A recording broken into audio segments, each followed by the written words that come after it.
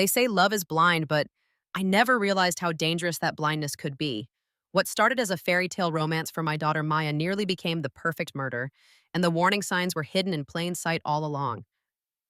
When someone appears too good to be true, when every gesture seems perfectly calculated, when your gut whispers warnings you can't explain, listen. Because what I'm about to share with you isn't just a love story gone wrong. It's a masterclass in deception that almost cost my daughter everything, including her life, for $30 million. dollars. I'm Grace, a 60-year-old widow living in Beverly Hills, managing a small commercial building that my late husband left behind. After losing him to cancer 3 years ago, my world revolved around one person, my brilliant daughter Maya, a marketing director at a Fortune 500 Harvard company. At 34, she was successful, independent, but completely devoted to taking care of me instead of building her own life. Maya had sworn off dating entirely after her father's death, spending every weekend with me, checking on my health, helping with the building management. I watched her sacrifice her prime years for my sake, and it broke my heart. Then, one autumn evening, everything changed when she walked through my door with a glow I hadn't seen in years. She told me about running into Michael, a college classmate from her university days whom she'd bumped into at a coffee shop near her office. Michael had been student body president back then, charismatic, ambitious, the kind of guy every girl had a crush on. Now he was running his father's tech consulting firm in Santa Monica, and apparently, he'd been asking about Maya for years. The way Maya's face lit up when she talked about him reminded me of sunshine breaking through storm clouds. Within weeks, she was staying out late, buying new clothes, wearing perfume again. Michael would pick her up for dinner dates, send flowers to her office, call her every morning before work. When she finally brought him home to meet me, I understood why she'd fallen so hard. Michael was everything a mother could want for her daughter: tall, well dressed, with piercing blue eyes and an easy smile that made you feel like you'd known him forever. He brought me expensive wine and asked thoughtful questions about my late husband's business. He spoke about his parents with such respect, describing how his father had built their company from nothing and how his mother was now enjoying retirement in their vacation home in Malibu. When he mentioned that his parents were eager to meet Maya and me, I felt that warm flutter of maternal pride.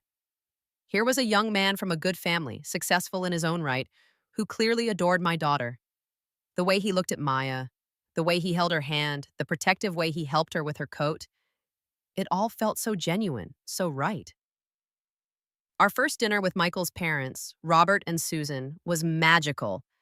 We met at an upscale steakhouse in West Hollywood, and I was immediately charmed by their warmth and sophistication. Susan was elegant and well-spoken, complimenting Maya's intelligence and beauty with such sincerity.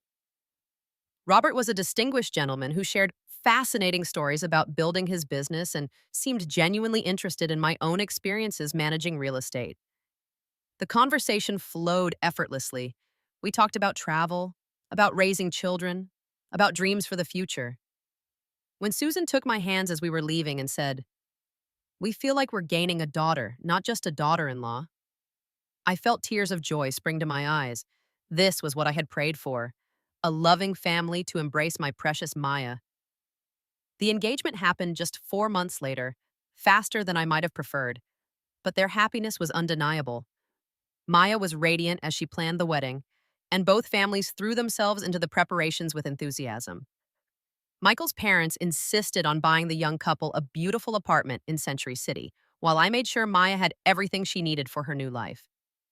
But even fairy tales, I've learned, can hide the darkest nightmares.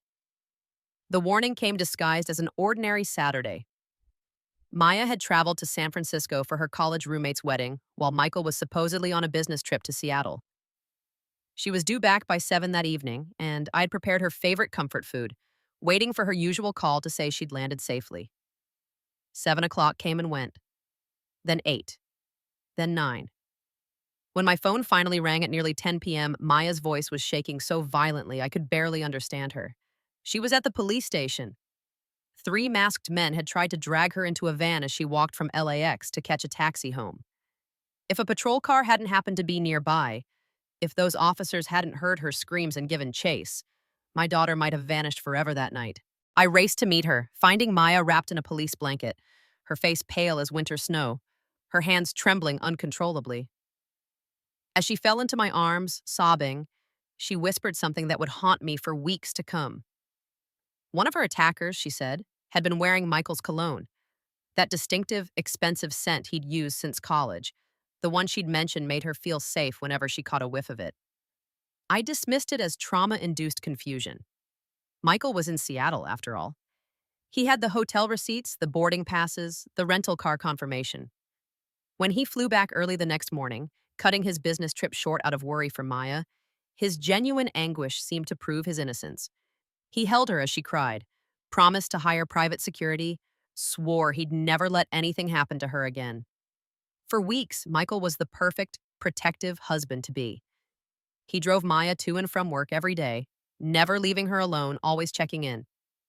His parents called constantly to make sure she was recovering, offering to pay for trauma counseling, suggesting a healing getaway to their Malibu retreat. That getaway would be where the truth finally emerged from its carefully constructed shadows. Sometimes I wonder what would have happened if Maya and I hadn't accepted Susan's invitation that weekend. If we hadn't driven up to their beautiful beachfront house nestled in the Malibu hills with its infinity pool and pristine ocean views. The house was everything they'd described: spacious, elegant, filled with family photos and comfortable furniture that spoke of generations of happiness. We spent a lovely day together. Susan had prepared Maya's favorite dishes, and we took long walks along the private beach, breathing in the clean ocean air. Maya seemed more relaxed than she'd been since the attack, laughing at Robert's stories, helping Susan in the kitchen, looking almost like her old self again. That evening, as we prepared for what was supposed to be a peaceful night's sleep, fate handed Maya and me the key to a nightmare we never saw coming. Maya was staying in Michael's old bedroom, surrounded by his childhood memorabilia and academic achievements. As she was settling in, she noticed a stack of mail on his old desk, bills and notices that had been forwarded to his parents' address. Among them was what looked like an ordinary parking ticket. But when Maya opened it out of curiosity, wanting to help Michael take care of his obligations, the world tilted off its axis. The violation was dated the exact day of her attack, and the location was just 3 blocks from where she'd nearly been kidnapped. But Michael's car was supposed to have been in the long-term parking garage at LAX that entire week. With shaking hands, Maya rifled through the other mail and found his credit card statement. Charge after charge, all from locations in Los Angeles during the days he was supposedly in Seattle. Gas stations, convenience stores, even a hardware store purchase made just hours before her attack. The room seemed to spin as the horrible truth crashed over Maya and me. Michael had never left the city. Every proof of his business trip, the hotel confirmations, the boarding passes, the rental car reservation, had all been fabricated. And on the night his wife-to-be nearly lost her life, he had been right there in the city, his car parked just blocks away from where masked men had tried to drag her into the darkness. Maya's hands were shaking so violently she could barely hold the papers as she showed them to me. We both knew, with a certainty that felt like ice in our veins, that her original instinct had been right. One of those masked attackers hadn't just been wearing Michael's cologne by coincidence. It had been Michael himself. As that realization hit Maya and me, we heard footsteps in the hallway outside. Then came Michael's voice, casual and loving as always, asking if Maya was ready for bed. But now that voice carried an undertone of menace that made our blood freeze. We weren't just guests in this house anymore, by the saw. We were prey that had stumbled onto the truth too soon. In that moment, I understood that Maya and I were in mortal danger, not just from Michael, but from his entire family who had so warmly welcomed Maya and me, who had played their roles to perfection in this elaborate charade. The loving parents, the successful family business, the generous wedding gifts. It had all been theater, designed to lure Maya into a trap that would have cost her everything, including her life. What happened next tested every ounce of strength and courage Maya and I possessed. But before I tell you about our desperate escape along those dark Malibu cliffs, I want you to remember this. Trust your instincts. When something feels wrong, even if you can't explain why, listen to that inner voice. It might be the only thing standing between you and unimaginable betrayal. Maya and I forced ourselves to act natural when Michael knocked on the bedroom door, Maya calling out in a voice steadier than I could have managed that she was just getting ready for bed. When he asked to come in accompanied by both his parents, we had managed to stuff all the incriminating evidence into Maya's purse and arrange ourselves to look like nothing more than tired guests preparing for sleep. But I could see it in their eyes now, the calculation, the watchfulness, the predatory patience of hunters who believed their prey was finally cornered. Susan's warm smile seemed painted on, and Robert's jovial demeanor felt like a mask about to slip. They lingered in the doorway longer than necessary, asking if we needed anything, suggesting we get plenty of rest for the morning's planned activities. After they finally left, Maya and I sat in terrified silence, listening to their footsteps retreat down the hallway before stopping somewhere nearby. They were waiting, we realized. Waiting for Maya and me to fall asleep so they could finish whatever they had started that night in the city. We knew we had to get out of that house immediately. Moving as quietly as possible, we gathered our belongings and crept toward the window. Maya had noticed earlier that it overlooked the back terrace with wooden steps leading down to the beach access path. It was a risk, but staying was certain death. The climb down was terrifying. Every creak of the old wood sounded like a gunshot in the quiet night. Maya went first, being younger and lighter, then helped guide me down in the darkness. When we finally touched solid ground, we didn't dare use our phones' flashlights, knowing that any light would give Maya and me away. Instead, we stumbled along the cliff path by moonlight, rocks and brush catching our clothes, every sound making Maya and me freeze in terror. We walked for what felt like hours, following what we hoped was the direction of the main road until, finally, we saw the blessed sight of headlights in the distance. The rideshare driver who stopped for Maya and me later told police he'd never forget the sight of two women emerging from the coastal trail at midnight, covered in scratches, begging desperately to be taken to the nearest police station.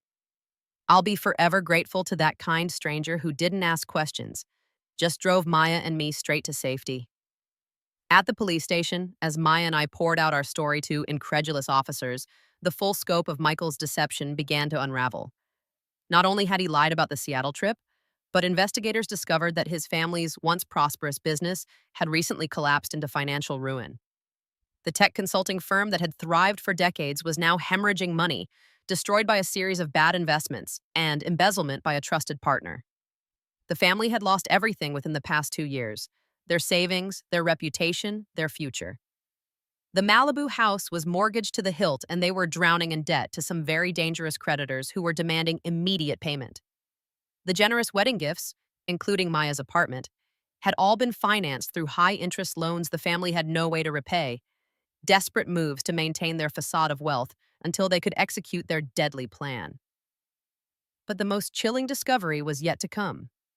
Hidden in Michael's childhood bedroom, the same room where Maya and I had uncovered the truth, police found detailed life insurance policies that had been taken out on Maya without her knowledge, $30 million worth of coverage, with Michael as the sole beneficiary.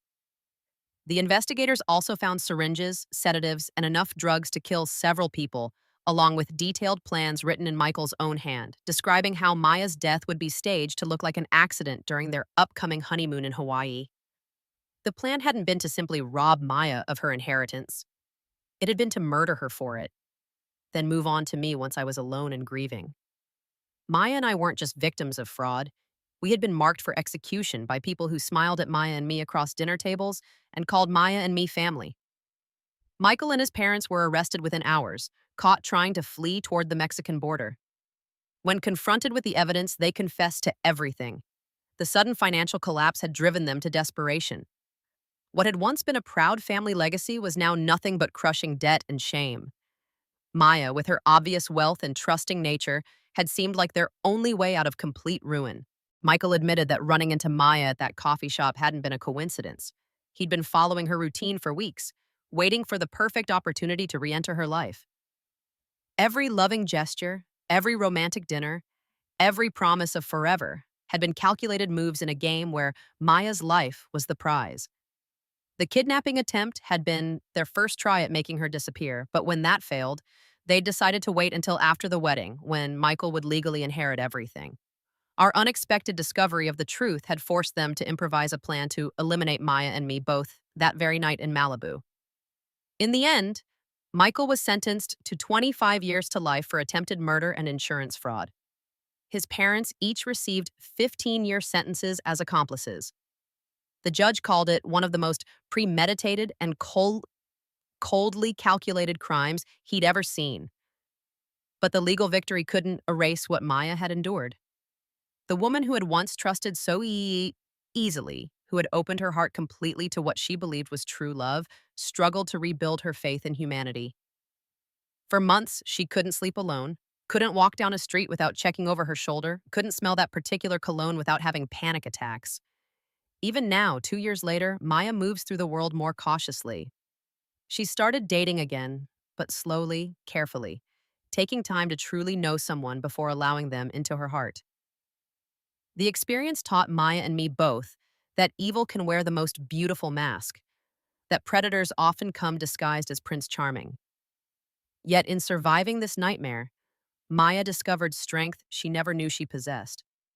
She's become an advocate for women's safety, sharing her story to help others recognize the warning signs of dangerous relationships. She's learned that vulnerability and wisdom can coexist, that it's possible to remain open to love while still protecting yourself from harm. As I watch my daughter rebuild her life, I'm struck by the resilience of the human spirit. Maya and I survived something that was meant to destroy both of the women in that house, and in doing so, we've found a deeper appreciation for the genuine love and friendship that does exist in this world. The cologne that once represented safety and comfort to Maya now serves as a reminder of her intuition and strength. That night, when she first mentioned smelling it on her attacker, her subconscious was trying to warn her about danger hiding in plain sight. Learning to trust those instincts may have saved both our lives. Looking back, I realized that the most important lesson from this ordeal isn't about avoiding love or relationships. It's about the power of listening to that inner voice that knows when something isn't right, even when everything appears perfect on the surface. Love should never ask you to ignore your instincts or dismiss your concerns. Real love protects and cherishes. It doesn't manipulate or deceive. And sometimes, the greatest act of love we can perform is having the courage to walk away when every fiber of our being screams that something is wrong, even if we can't yet prove why. Maya's story could have ended in tragedy, but it didn't. Instead, it became a testament to the strength that emerges when we refuse to be victims. When we choose to transform our pain into wisdom that might protect others from similar harm, take a moment to reflect on this story and the relationships in your own life. Have you ever had a gut feeling about someone that you dismissed because everything seemed perfect on the surface? What warning signs might you have overlooked in your eagerness to believe in someone's good intentions? Share your thoughts and experiences in the comments below, because sometimes the most powerful protection we can offer each other is the simple act of sharing our truth and listening when others share theirs. Remember, your instincts are not your enemy. They're your guardian angel, whispering warnings in a world where not everyone has your best interests at heart. Trust them, honor them, and never be afraid to run towards safety, even when it means leaving behind everything you thought you wanted.